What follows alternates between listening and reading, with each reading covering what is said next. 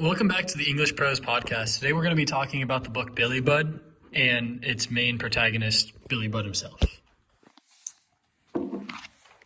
Billy Budd is a handsome guy. He has blonde hair, blue eyes. He's almost perfect, innocent, and compassionate. Some interesting facts about him is that he's nicknamed Baby or the Handsome Sailor.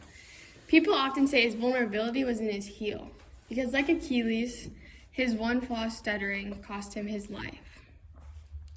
I have an interesting question for you guys. What do you guys think Billy Budd would do if he wasn't a sailor? I think that he could be a veterinarian because he is a very nice and caring guy. And I do think he would work great with animals. Oh man, that's a good question.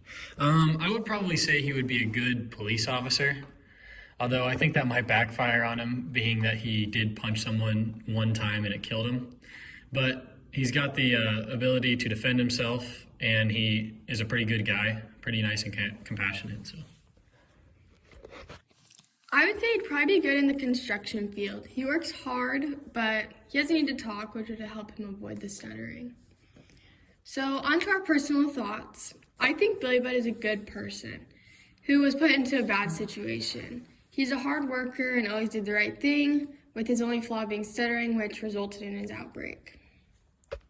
My personal thoughts on him is he's a great character, but like Courtney was saying, he does have a major flaw with his stuttering and not being able to control his emotions in a second. I agree with him being a good guy, although I think his biggest personality trait is being a simpleton. I don't necessarily think that makes him a good or bad guy. I think he's just not very smart. I think he's naturally pretty good-hearted because of his innocence.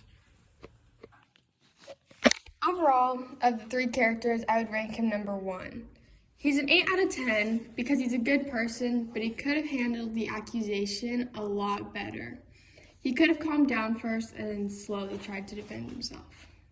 Although, I can see where you're coming, I would personally rank him a 2 because he did kill somebody, and even though it was an accident, that is something that's very hard to come back from, and I feel like there's a character that I would still put over him.